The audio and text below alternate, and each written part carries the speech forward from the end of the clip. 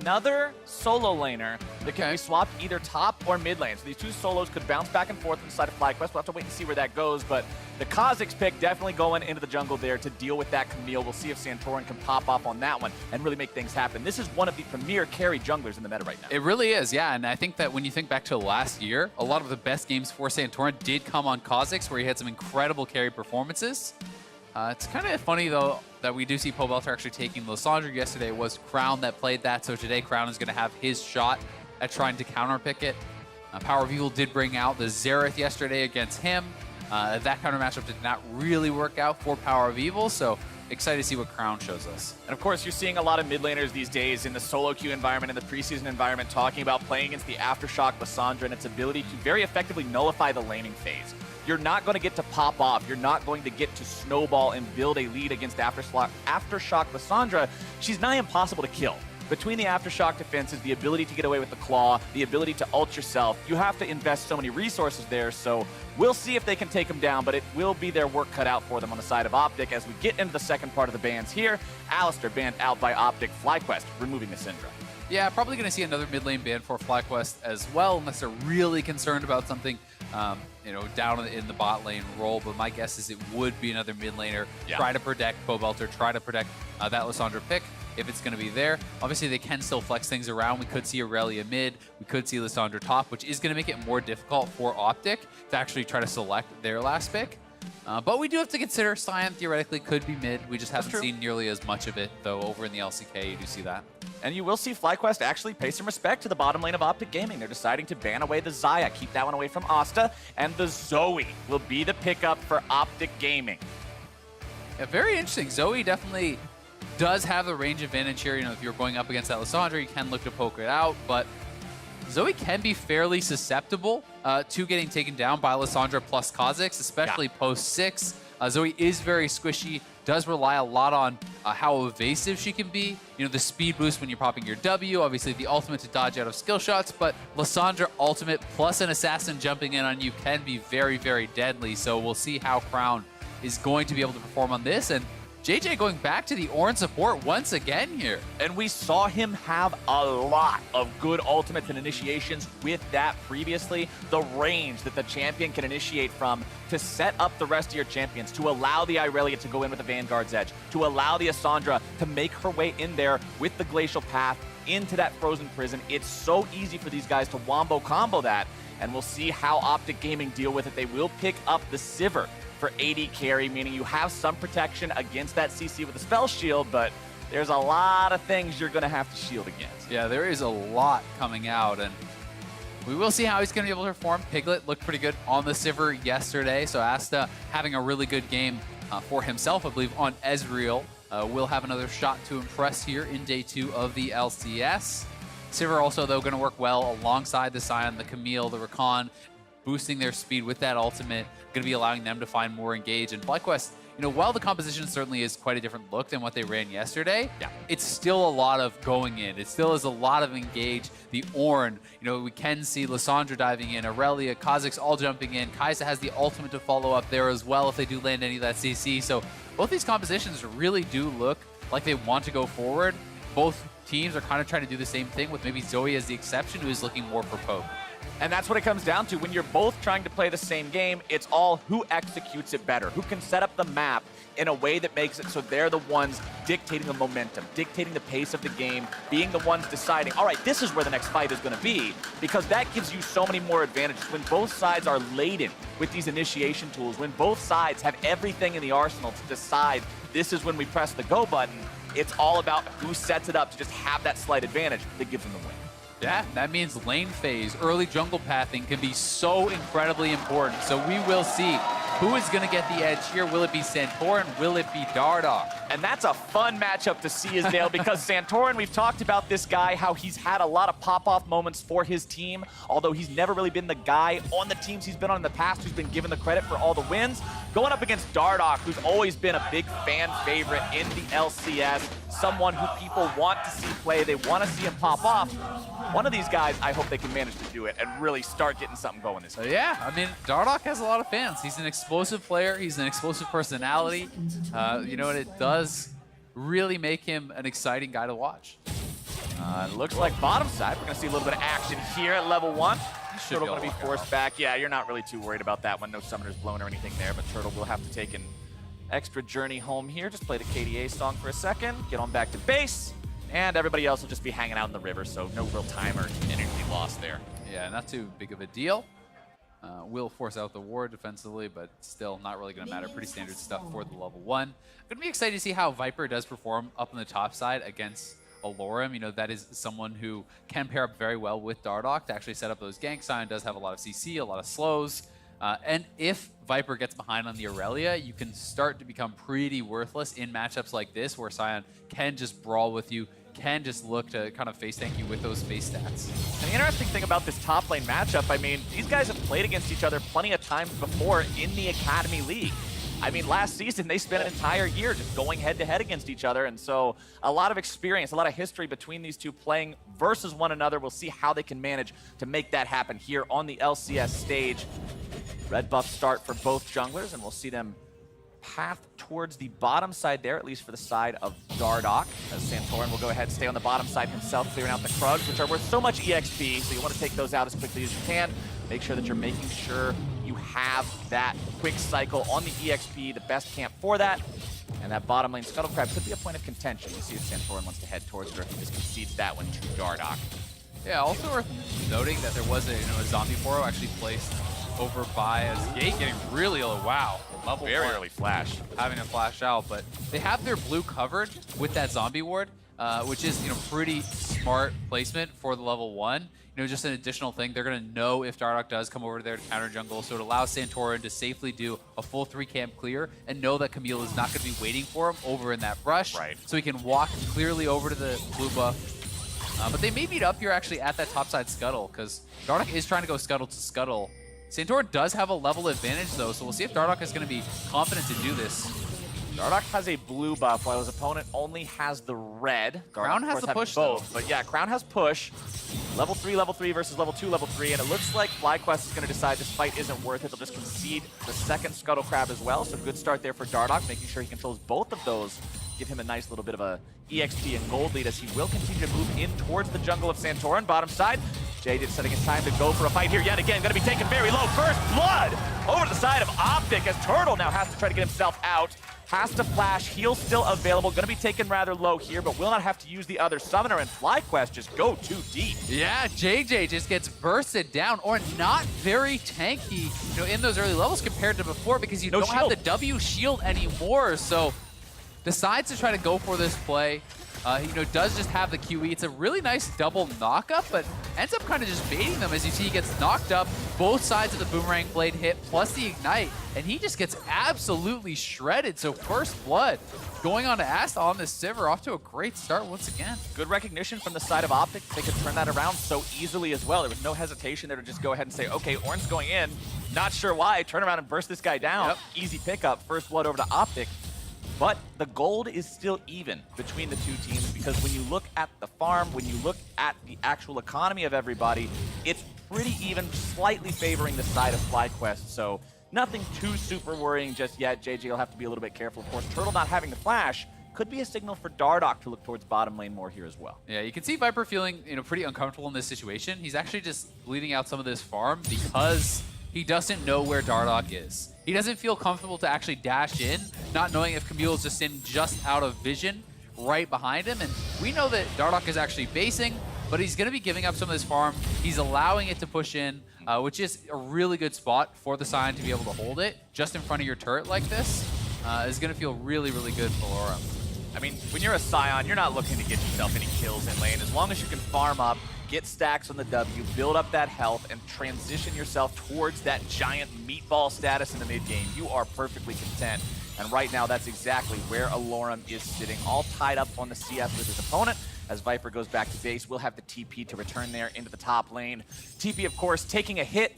Recently, you see a lot of top laners in your solo queue games not opting for that anymore, but in competitive play, it's still such an incredible tool to have in terms of overall macro presence and ability to move around the map. Both these guys will be wielding now. Yeah, I mean, it's so much, as you say, about the macro play, especially in the later stages of the game. If someone is in a side lane and your team is pressuring around Baron and you have Ignite, you cannot match that. It becomes very difficult to play around that. In solo queue, it's much more win-win win game style. And Right. Ignite is incredibly powerful in that 1v1. So, you know, in competitive play, definitely seeing a lot more of the teleports. But, you know, Viper playing it out smart. He's a player that I think, you know, a lot of people weren't expecting as much from, and, you know, really did have a solid game yesterday on the Sion. Now bringing out the Irelia is going to have to kind of play the other side of that matchup, and really excited to see how he's going to perform on the carry here.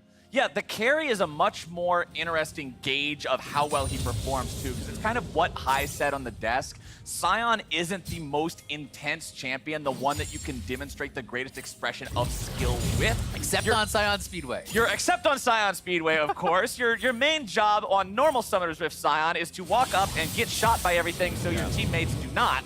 However, on the Irelia, you have the opportunity to show off some fancy footwork, some outplay potential. So we'll see if his Riven days have him blessed with those sorts of mechanics. As OpTic move towards this first Drake, it's Gate finding a knockup down onto JayJ, who does still have his flash from earlier. Dardoch going for a long-range engage. He's got the flash into the stun, and Gate will pick up the second kill of the game here for OpTic. Really nicely done there. Gate hitting the knockup, actually canceling out on the charge, and then Dardoch, despite having low HP, gets shielded up by Gate, goes in for the E-Flash. They pick up a second early kill here on JayJ, and then they're going to be able to cash in on a turret plate. So really nicely done here in the early stages for OpTic. And as you say, Sion certainly is more forgiving, and another really big reason for that is simply you can just ult back to lane. It's almost like a second teleport, and that is one of the big reasons a lot of pros give for this champion being so forgiving in the laning phase, because you push him out once, he TP's back. You push him out twice, he's probably 6, he ults back to lane, right? And you can kind of cycle through that. So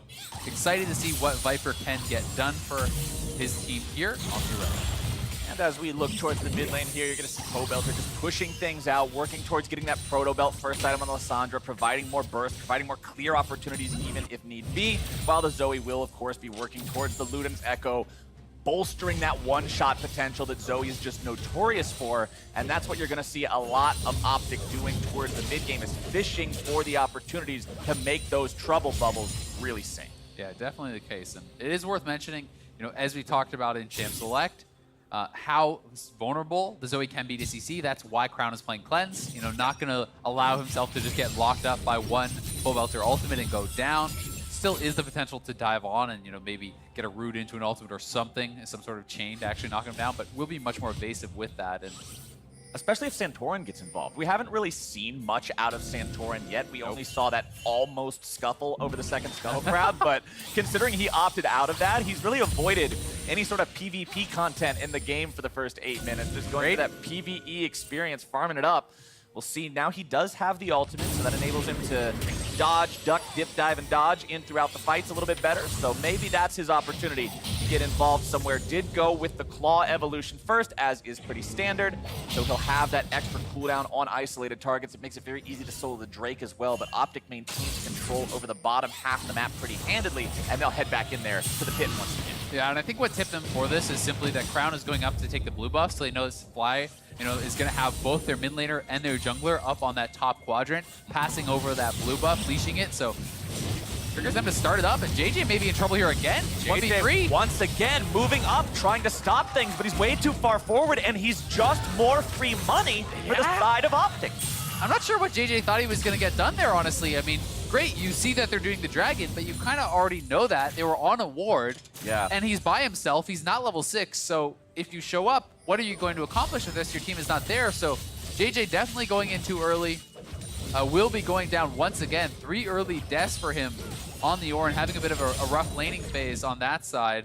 He's definitely going to need to clean things up here going into the mid-game. Yeah, I mean, so they see them on the dragon, right? So he's moving up, but Crown is going to be first to move. You know your jungler's on the top side. You know your mid laner is still in mid lane. Asta is closer to you than your bot laner. You know, what are you really trying to accomplish there? Yeah. You know, maybe he just kind of lost track of where his teammates were. You know, the comms may have simply been, okay, let's collapse on dragon, and he wasn't really tracking where they were, but either way, will give up a kill. They do dissuade OpTic from finishing that dragon again, though, and the gold lead isn't too big, so about 1K. Not that big of a deal just yet. And as we crest the 10-minute mark, you are going to see that stopwatch come online for Dardoch. I've said it before, I'll say it again. I believe this is the single most important item to track in early game and early mid-game skirmishes in League of Legends. It can single-handedly turn the outcome of a fight, and you can see one available on both Dardoch and Crown on the side of OpTic, while bottom side, A 2v2 breaks out yet again. Gate trying to go in with the quickness. Not going to find a whole lot of success off of that one.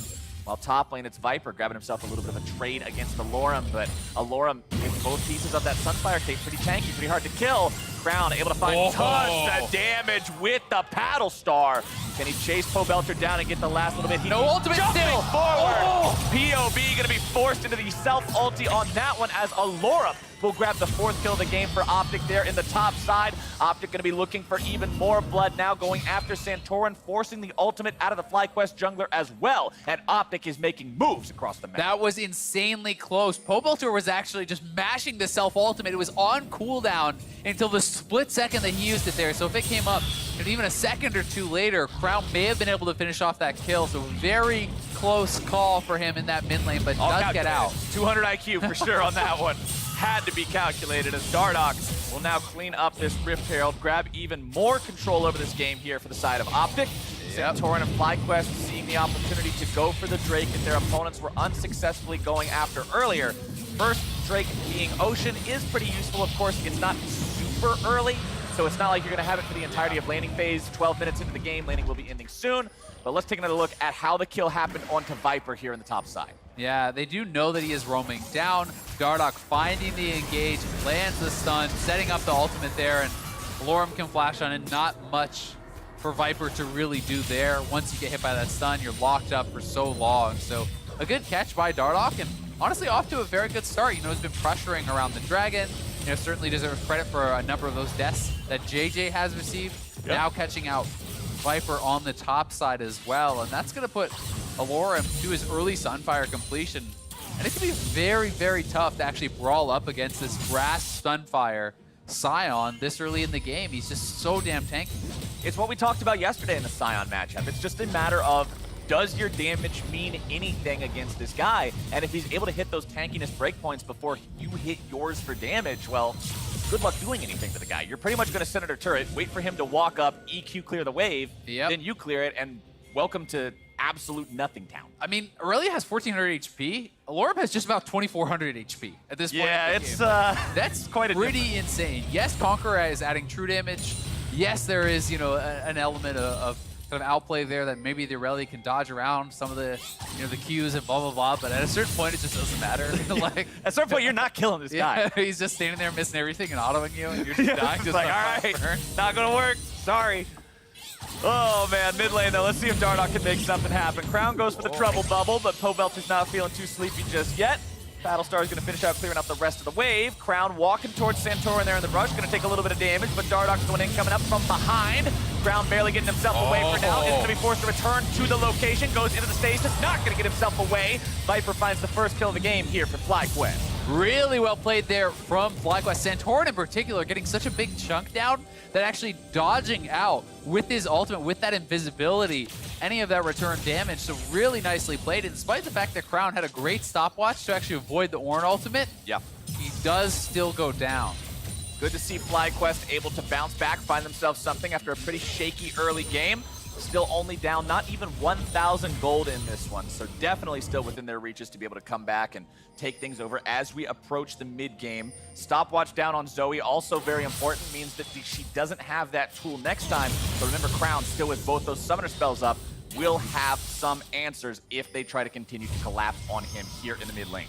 Yeah, it's definitely the case. Now, I find Stopwatch to be so interesting because it's such a high variance item, right? Like, when used effectively, it can completely change the outcome of the game. It wins an entire team fight, wins an entire game, right? Exactly, and when used poorly, it really does nothing for you. So I really do like seeing this at pro level, seeing how well they can use it, and also seeing players be punished when they use it poorly, because you do sometimes see those fights where it's like 3v1 and the person just stopwatches, and you're like, well, what are you kind of doing there? A good stopwatch wins the game of League of Legends. A bad stopwatch gives your opponents 2.5 seconds to spam emotes before they kill you.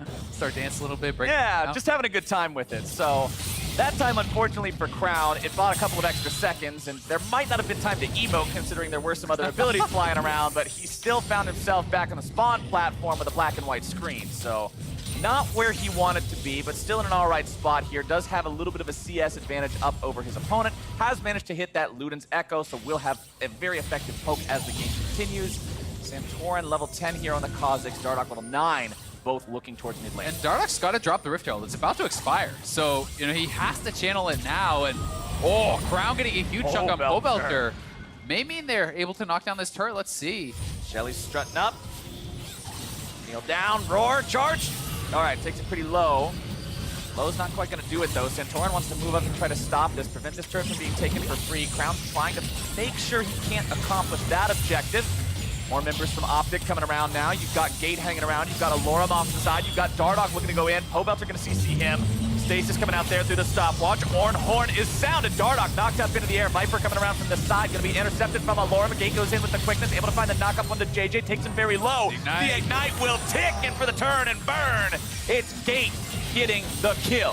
4th death of the game for JayJ. Really nice force there from OpTic. They drop the Rift Herald. All 5 members show up. They're able to force down the turret, and that was a great stopwatch from Dardoch. You actually heard the animation coming out from Pobelter's ultimate, so he was able to actually cancel the ultimate cast there from Pobelter, avoiding Lissandra ult, allowing himself to get out. They get a kill, they get the tower, and OpTic gonna feel great about that series of plays. That's a good stopwatch. That's one of those stopwatches that you're like, man, I'm really glad I had that thing. Let's take another look at how it happened. That's a Rolex. Right? Yeah. That's a nice one. And here it is. So Ray, I don't know if you could actually hear it on that replay, but you can hear the cast animation there from Pobelter, you know, trying to hit that ultimate onto Dardoch, take him down, but Dardoch nicely timed on the stopwatch. The Ignite plus the poke from Crown is going to be enough for JayJ to grab his 4th death of the game. And I've got to say, Crown has been looking really good, has been landing so much poke, creating an incredible amount of pressure here, I would say, around the mid lane and in a lot of these fights. And you can see one reason why the gold in the game has been kept as close as it has, despite everything seemingly going OpTic's way so far. 5 turret plates taken by FlyQuest early on. OpTic grabbing themselves 1. 14 minutes in, that's when they all fell, so there's no more to get anymore, but FlyQuest are finding themselves falling further and further behind. 1,500, 2,000 gold now. Starting to lose control a little bit as OpTic will look towards this turret in the bottom side. Only about 10% HP left on that one.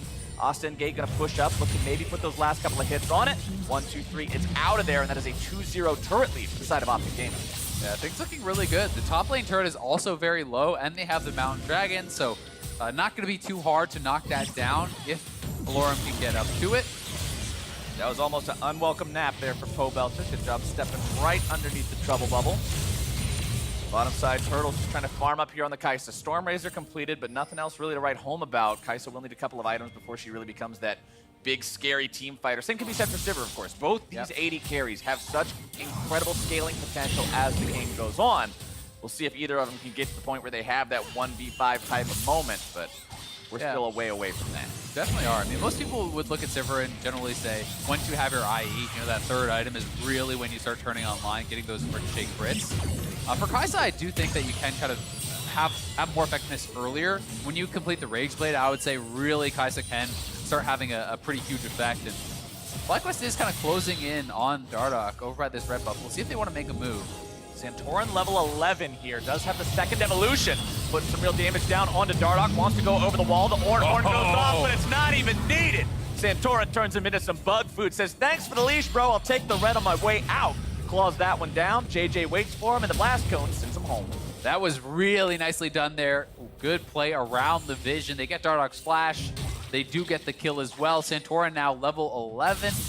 He has a lot of farm here also, and he's going to be really, really strong if he can actually find the right targets, guys like Crown or Asta, and get that damage down. There certainly is the follow-up from the rest of the team to burst them out. And Santorin being level 11 on the Kha'Zix now also is a very important breakpoint for the champion because it makes him useful in grouping up. Having the rockets, having that massive slow when you're able to land that poke, gives him a utility that most assassins don't have in terms of just standing there face-to-face with your opponents and firing abilities back.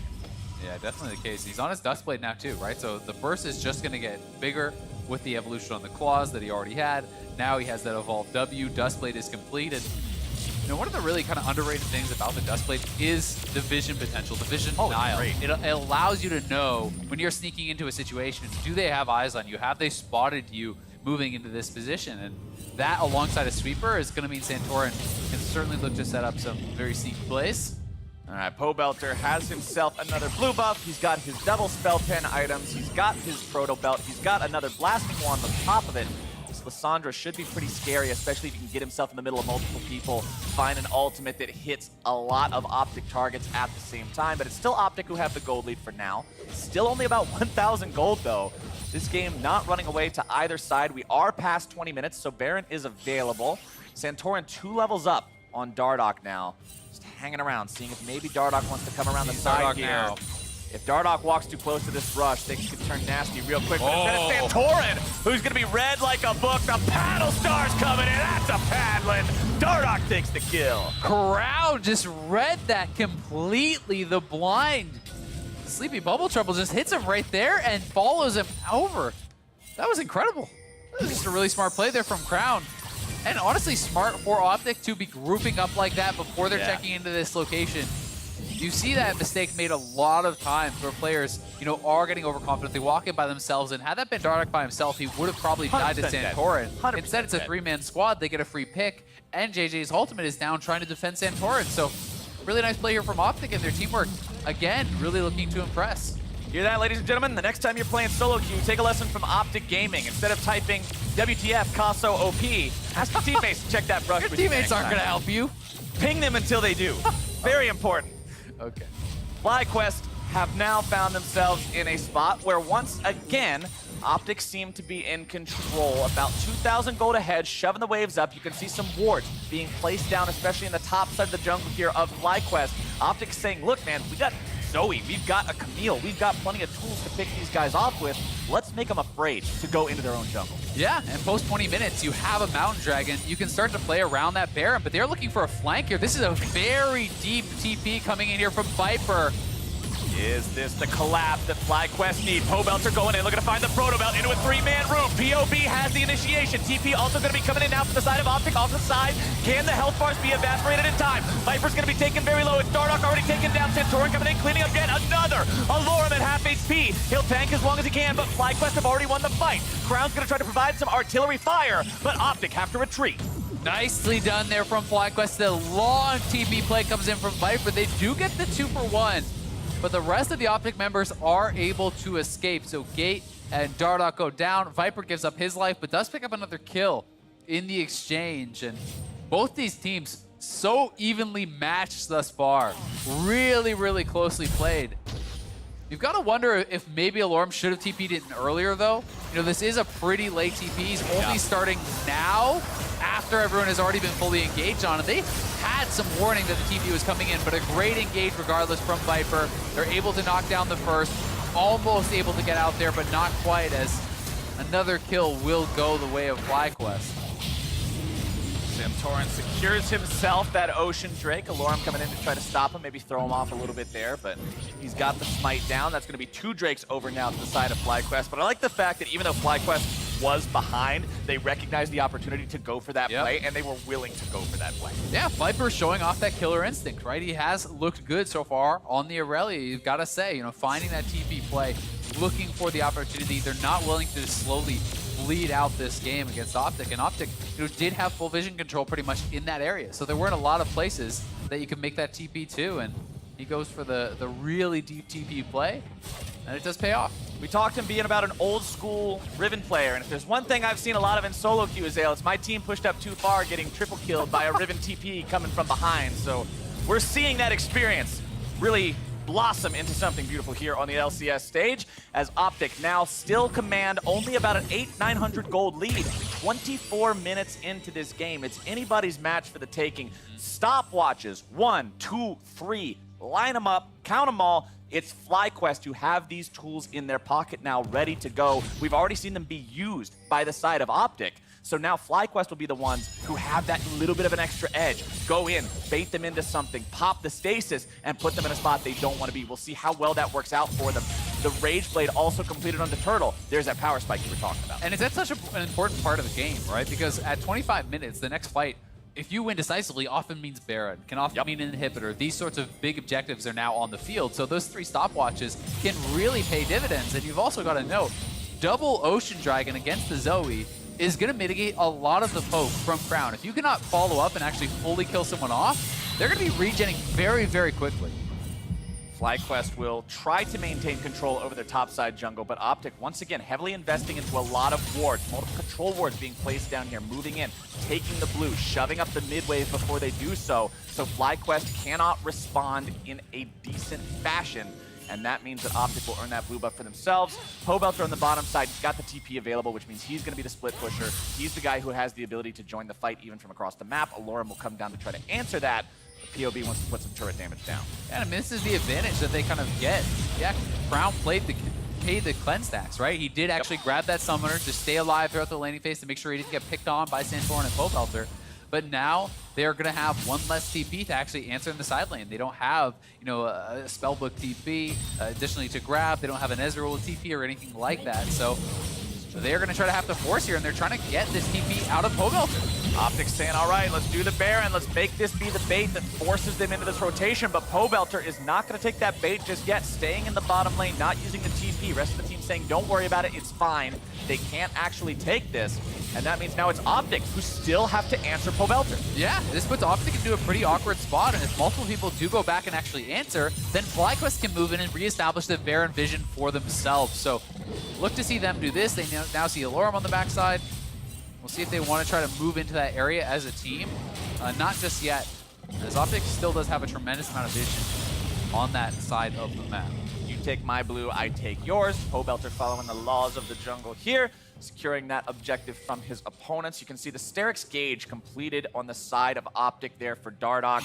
Used to, you would see the Camille's go for the Warrior, Tiamat, Trinity Force, sort of like more carry style build. These days, Sterix gauge seems to become the more popular option as it's just, I can't carry if I'm dead, so why not pick an item that makes me be dead less? Yeah, it's pretty important. In competitive play, they're not getting to power farm as often, right? They have to cover lanes, they have to play around vision, they have all these other responsibilities. So, Tiamat also made more expensive, so that early buy is harder to pull off. So those things kind of in combination just make this a smart, efficient build and something that most of the players are working towards. OpTic still controlling this top side of the jungle here for FlyQuest. The battle for Baron vision is eternal post 20 minutes. Neither side wants to allow their opponents that 20-second window of darkness to sneak it away, especially when you've got so much damage potential on both teams. I mean, you've got Camille and Sivir, you've got Sion with his max HP shield that he can detonate, and on the other side, you've got Kha'Zix and Kaisa, two of the best Baron takers in terms of damage that there are. So both sides have to be very respectful here, not allow the other to really get too much control over that upper river. Let's take a look at the summoner spells. It's 5 flashes available on the side of FlyQuest. Same can be said for OpTic, so this next team fight is going to be pretty crazy. Yeah, you can see how hesitant FlyQuest is to actually move in. They spot someone near the Baron, but they don't know if they're on the Baron. They are trying to kind of slowly move up and poke away at some of this vision as Asta and Dardoch show themselves in mid lane. They felt confident to at least try to attack that pink ward, but OpTic has really had a stranglehold on the vision in this area. They're moving forward as a squad once again, clearing out some of this defensive vision that FlyQuest has. JayJ doing a good job there, using the Unstoppable to make sure he doesn't go to sleep after getting hit by the Trouble Bubble. The difference between taking about 10% of your health and damage and 80%. All of your health. Yeah, very big difference there in timing that W correctly, so good job on him recognizing exactly when he needs to press that button. Crown going forward, trying to find some more damage here yet again. Unstoppable once again going to be proc. Viper wants to try to go in here. The Ornn Horn's going to be sounded. Looking for the knockup, able to find it onto Crown, but can they go any further? Vanguard's Edge coming out. Crown getting himself away for now. More damage coming through. Redemption channeled now as the stun comes down and Dardoch is gone. But it's going to be a 1-for-1 trade. Viper falls as well. Allorim into the back line, trying to chase these guys away. But OpTic health bars are low. They cannot follow their frontliner. Yeah, it is the 1-for-1 though. Very close trade. Gate going to use that redemption, actually heal them back up. Maybe that was actually Crown's redemption they picked up. I'm not quite sure, but either way, another very close fight. Crown narrowly able to escape. Asta as well. Both those carries now are without their flash. That is critical as you look over at FlyQuest and you see 4 of the 5 flashes available. Pobelter, Santorin, WildTurtle and JayJ, they could get aggressive and look for this. And we'll see it one more time as Crown, having no ultimate, they know he can't actually dodge out. This was a beautiful Ornn there from JayJ, actually kicking Crown even after the flash. Then the ult flash comes in from Viper. He wants to follow up, but he just gets CC'd up, locked down. He hit the ult flash, but could never actually use the Blade Surge to kill off Crown because Gate did a beautiful job healing him. Uses his R, ults him up, knocks him up, then Dardoch ulted him in. So really good healing from OpTic, and another close fight. These two teams just, there's almost no difference between them. They're so evenly matched. Another close fight, another even trade, and another point in the game where I'm checking the gold difference, and it's really not anything measurable. Yep. 25 minutes into the game, I said we were 800 gold apart. 30 minutes into the game, it's 1.2k, as Turtle's gonna find himself jumped on. JJ's providing some peel. The Ornhorn's gonna separate the two teams to make sure Turtle stays safe. Dardoch thinking about going in, decides to not follow that hook shot deep under enemy line. TP's going in though, it's Viper showing up, another TP also gonna be channeled. Pobelter behind OpTic, goes over the wall, able to find a lockdown onto 2. Viper's gonna be buying some time. It's 2 dead on OpTic, and FlyQuest have found themselves a fight. Viper's looking to dance around, back and forth with the blades flying left and right, as Crown runs away off into the side, and FlyQuest will move towards Baron. It's deja vu. Pobelter again finding the PP play, coming in behind OpTic, but Crown looking to poke him out, wanting to keep them off this Baron. We'll see if they can do it. There's 3 OpTic members alive. Dardoch is there, so FlyQuest looking to turn, but will be pushed off the Baron for now. It's so hard to do the Baron with the Zoe still alive. She can fling the paddle stars in there blind, almost guaranteed to hit someone, just because of the way you have to position yourself in that small area. And that means OpTic, although they lose the fight, they avoid a big penalty for doing so. Let's take another look at how FlyQuest set this up. You know, this is off the back of the flash ult being used by Rakan, so double TP comes in beside. And look at Pobelter kind of playing this game of chicken. Flash lands the root immediately, full combo hitting both members, waits for the spell shield to be used by Asta, then hits his ultimate. That was just perfect from Pobelter. Such a nice flank, and he has been on fire in the first 2 days of LCS. This man is on a mission to prove TL wrong for dropping him. And remember, when you see a big play, when you see something that really makes you go, oh my goodness gracious, tweet us at LOL Esports using hashtag LCS Big Plays and let us know which one you think is going to be the most game defining. As the Ornn is sounded yet again, but Asta with the spell shield going to be blocking that one up. They're looking if they can engage onto Santorin, not going to be able to find him just yet. Stacy's coming out for Viper, protecting himself with the Vanguard's edge as well. Damage return now onto the OpTic lines. Allorim taken very low, stunned up front, down. Pobelter, the man who takes him out. Allorim will try to rampage, but a dead body's only going to go so far. He'll fall now again, turned into an ice zombie. Santorin barely getting away from the Zoe. It's a 1-4-0 going the way of FlyQuest. Crown trying to save him on the back of that fight with all that poke, trying to get a kill for themselves, but Viper again creating so much space, and the use of the stopwatch was massive, despite the fact that he's much less tanky than Allorim. He goes forward with the ult, uses stopwatch to buy time, then is able to dip out, and that buys enough time for the rest of his squad to burn down Sion, winning FlyQuest the fight. So really impressive stuff again here from Viper. Has been looking strong. Viper on this Irelia has had some very quick feet, some very good moves on this champion. And that's what his fans, the people who knew him as when he was a solo queue player, when he was that Riven one trick. Then as he moves into Academy, yes, he gets to play Riven, but he also starts to dabble more into the real meta champions. This is what you love to see a guy like that on, though. Go back to the roots, go to the high mechanics, high outplay potential champs. And that, what an awesome showing from him so far. I mean, it spells good things for FlyQuest. If Viper, if Pobelter can perform consistently at this level, I mean, we're only, you know, a game and a bit into the season, but Viper certainly has been surpassing my expectations for him so far this year.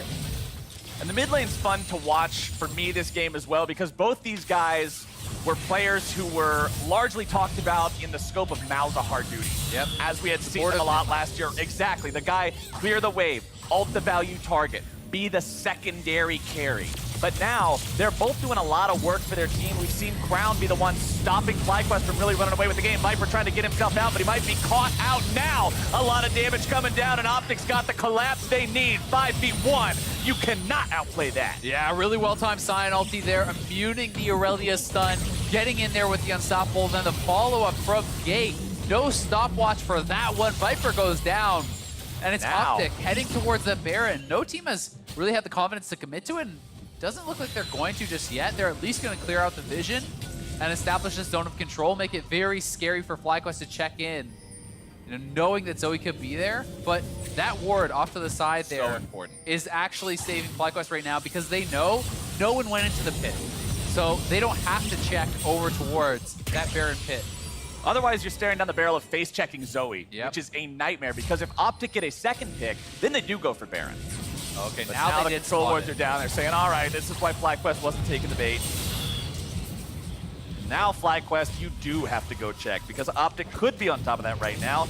And there's your gold grab. You can see over time, stayed very even, but slightly in the favor of OpTic, then took a pretty big turn into the favor of FlyQuest, where it's currently sitting about 3,500 in their favor 35 minutes into this game. Santorin moving up, saying, get these control wards out of here. I worked so hard cleaning up the river, and you guys are polluting it yet again. Garbage man get coming this in. Garbage, yeah, get one of those swamp skiff things that eats all the trash. That's a new skin for Kha'Zix. Swamp skiff Kha'Zix eats the trash in the river, keeping everything clean. Go green. Captain Planet. Yeah. Saving the environment. Mid lane, Crowd will keep clearing out these minions. You've got the Morellonomicon, the Banshee's Veil, the Luden's Echo. Zoe is turning into that long-range artillery cannon we know her to be. But what's this, ladies and gentlemen? Keep your eyes on the inventory of FlyQuest, because my man JayJ is level 14 now. Yeah. And that means big Ornn items are going to be arriving in inventories as he continues to level up.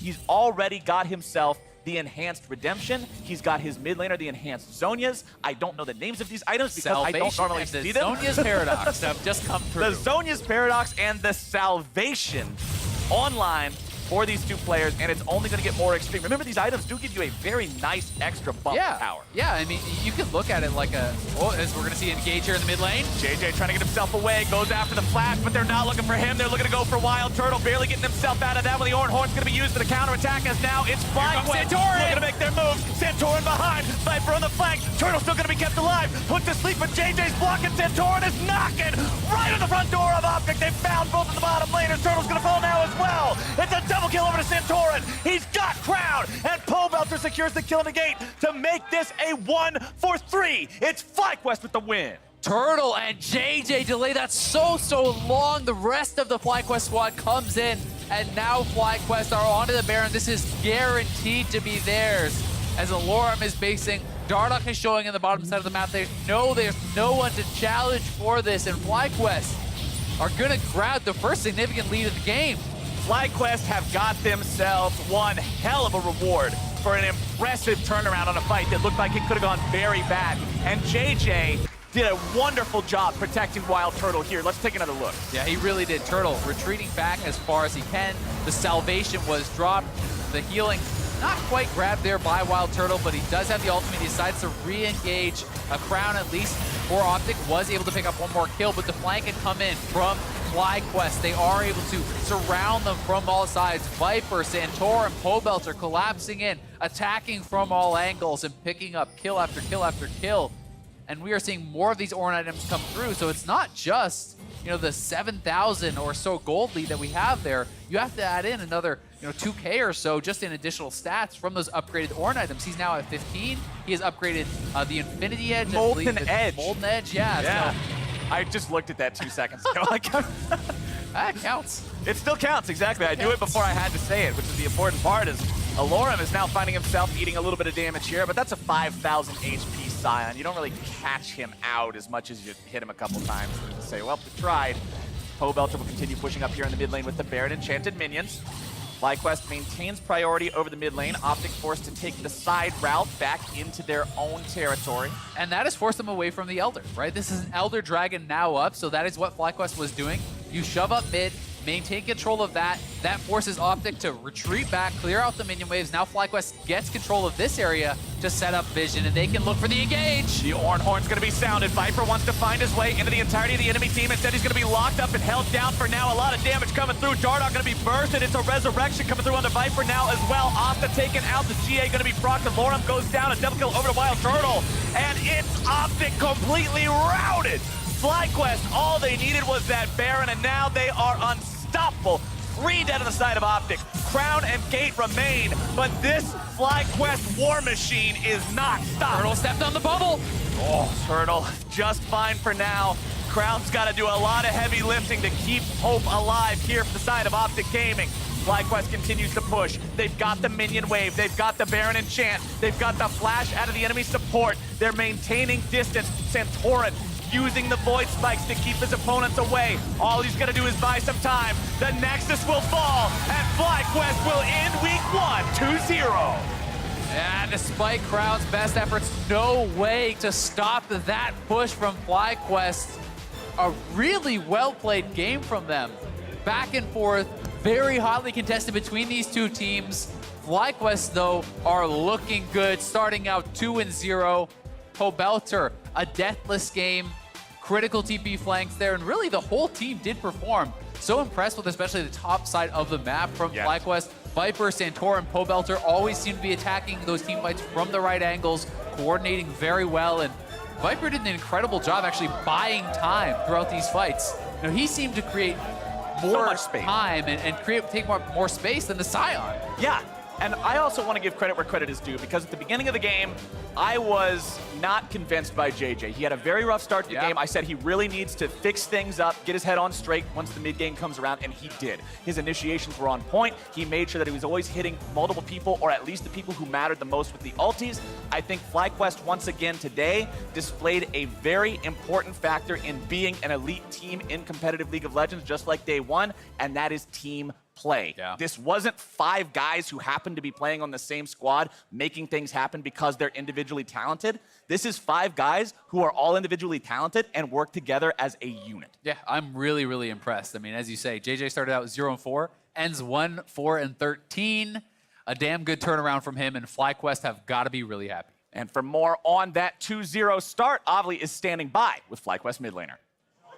Thanks, Flowers. Pobelter, congratulations on the win on that game, but I want to draw the attention to a specific play that you had yesterday and that Viper had today. Yesterday versus Golden Guardians, you pulled off like this sick flank around the top lane with your Galio, and then today, Viper pulled off almost that exact same flank with Irelia. So are these plays that you guys are practicing in scrims for the big stage?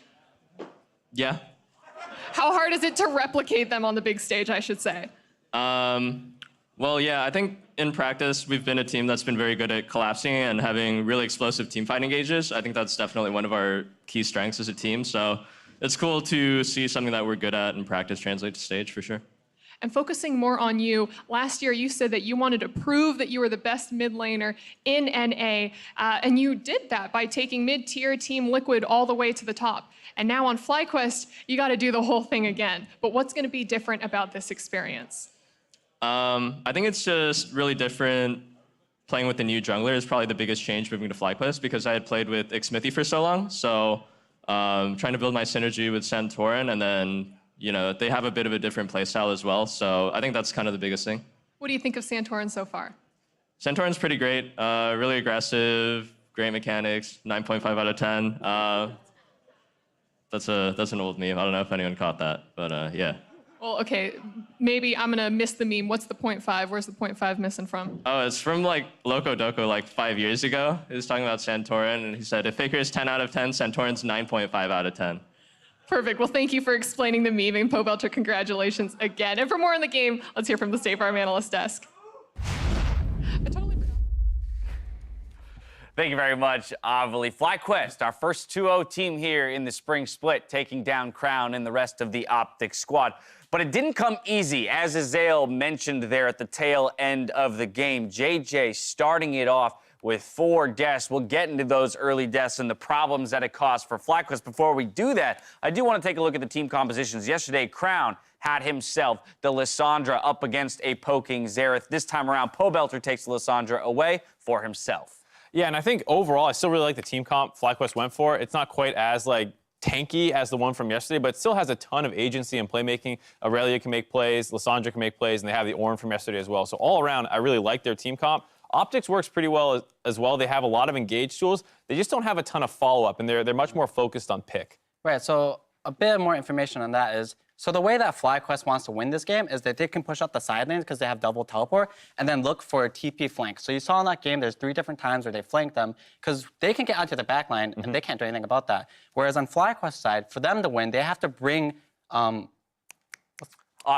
has to bring, first clarify, yeah, the other side. way around. So OpTic has to bring FlyQuest into objectives like Baron, because it's really hard to check places where there's no vision against a Zoe. But instead, you saw them sieging towers, and they get punished every time they do that. Yeah, very much so. Let's go into those early deaths from JayJ. Let's look at the hole that FlyQuest, in a sense, dug for themselves here with some aggressive moves early on that get punished. Right, I actually really like this play. So you know that the Rakan doesn't have flash since he used it earlier. You land a double knockup, you're committed to that fight. Just flash a knockup, you win that lane, they should win that fight. Since he messed up earlier, he dies again later for this, and once again, he could just flash that knockup, and he would live. He's being really greedy with his flashes, and if he just used it, he could change the pace of the game a lot. So maybe it's a bit of nerves, I'm not sure, but... Yeah, and it was really scary for this team that you're talking about for OpTic, where they want to get an early lead and then be able to force FlyQuest to walk into them. And once you hand over a number of kills like that, you're kind of setting them up for their game plan, where now they have the gold lead, they'll be at objectives first, and you have to face check this Zoe, this Rakan, this Camille, who can all have insane gap closing. Yeah, those couple deaths in the river are a perfect explanation or example of what you're talking about. How OpTic wants to force FlyQuest to go check, okay, are they doing the dragon? What's the health at? Should we contest? Next thing I know, I've walked into 3 people and I'm dead. But that kind of fell apart when FlyQuest got to the point in the game where they could set up plays. As Pobelter talked about, he thinks one of the strongest aspects of this team is their ability to start fights and collapse on plays. Here's your first example. I actually really liked this fight. I think it could have been a bit better had Pobelter just waited like about 1 or 2 more seconds. The Ornn ulti was coming up and Irelia was a little far. So the general execution here is what FlyQuest wants to do. They TP in from behind, they take a fight, and they take a flank. This happens again. The backline on OpTic has nothing they can do here. They're too far in the lane, they're not in the river, and they're taking a fight where their backline is getting obliterated every single time. That one was super nice by Pobelter as well. Don't be greedy trying to claw over and save your flash. Just go for the instant flash W, because you know both backline members are together. So I really liked how Pobelter played that second fight. Right. And I think it kind of started getting into the minds of OpTic, where like every time that they were pushed up in a lane, suddenly someone's TPing behind them. And it felt like they started to get a little gun shy about like wanting to walk farther forward. And the game kind of stalled out for a period of time, where we saw through mostly farming and map play, the gold lead went from 1,000 in OpTic's favor to 1,000 in FlyQuest's favor. Right, and you got a sense of maybe the urgency on the side of OpTic once they did start to lose a couple of those fights, where they felt they had to do something, right? Where they felt they had to start fights. And then they're just playing more and more into FlyQuest's plan, as opposed to taking that breath, saying, wait, how exactly do we win? We have to bring them to us. It seems like they lost their way about midway through the game when things started going awry. Right, so when a team is consistently losing fights in a game, they're like, oh no, we lost that fight. They're like, what can we do? Okay, we need to get a pick. So how do they do that? Let's not charge all the way through 2 turrets mid. Why don't we just go back to Baron, drop some pinks, and make them come check us? But they lost the game because they passed like what, 2 turrets mid and like try to all the way up up to inhib turret almost. Yeah, you don't catch a Kaisa that easily, especially with how far back he is. So just clear out the Baron pit, make them come to you, because you can't go to them. Those early season mistakes, right, as teams are kind of relearning the macro game with their new team rosters and how to communicate around that stuff. The last thing I want to touch on, as we do have our first 2-0 team, and is playoff picture and playoff chances. An interesting stat that we have for you at home. Teams that have started 2-0 in week 1, 91.6% chance of making it to the playoffs. And I don't think that looking at this FlyQuest 2-0 is a team that they're going to break that rule, because they are so good in the mid to late game team fight coordination that, like, I don't know who the bottom teams are in the league right now. I think jury's still out, but FlyQuest is a team Not one of them. Not one of them, and they play so well as a team that those uncoordinated teams that can't really close games out, FlyQuest will find fights and win. So I'm very confident after this weekend that FlyQuest is looking like a playoff contender. What about for OpTic? They're 1-1, but they had a solid win yesterday, had a good lead here, just couldn't quite close on that lead to go 2-0 themselves. Right, so to be fair to them, they do have 4 technically subs, right? They have 4 players from their academy team. So whether this is going to be their main team or not, we're really yet to see, right? So I wouldn't make any judgments on them. Let's wait to see their main roster, and let's see it go from there. Only time will tell. We're stepping away. When we return, it's Cloud9 versus 1.